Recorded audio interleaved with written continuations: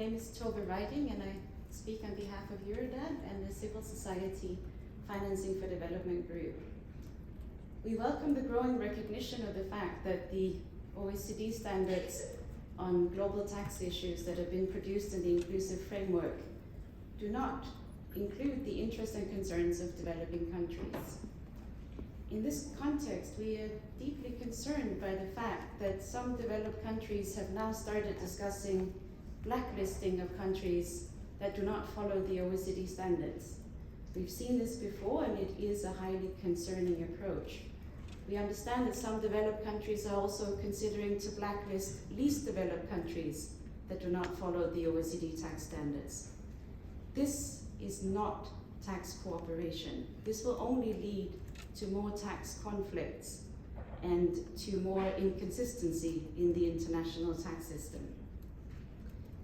In this context, we welcome the G77's call for an intergovernmental UN tax body, and we warmly welcome the proposal from the Africa Group to negotiate a UN tax convention. As mentioned, we have tabled a proposal from civil society as to what such a convention could look like.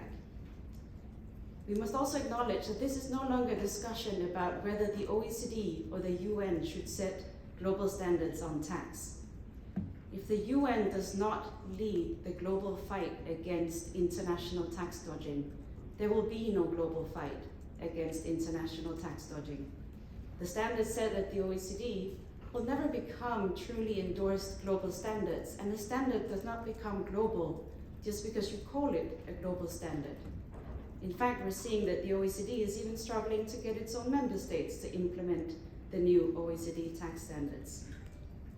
The UN is the only body that can lead a truly global response to the problem of international tax dodging that is costing countries hundreds of billions of dollars in lost tax income every year. And these issues are highly political. That's why we need to call in our ministers and our heads of state to move us forward on these issues. That's why we need a fourth Financing for Development Summit. We've heard the concern that a bad summit outcome might make the situation worse. But we wonder, given that there is no global tax cooperation at the moment, what could possibly get worse? And how many hundreds of billions of dollars will countries have to lose before we can agree that it's time for the fourth Financing for Development Summit? Needless to say, we think the time is now. Thank you very much.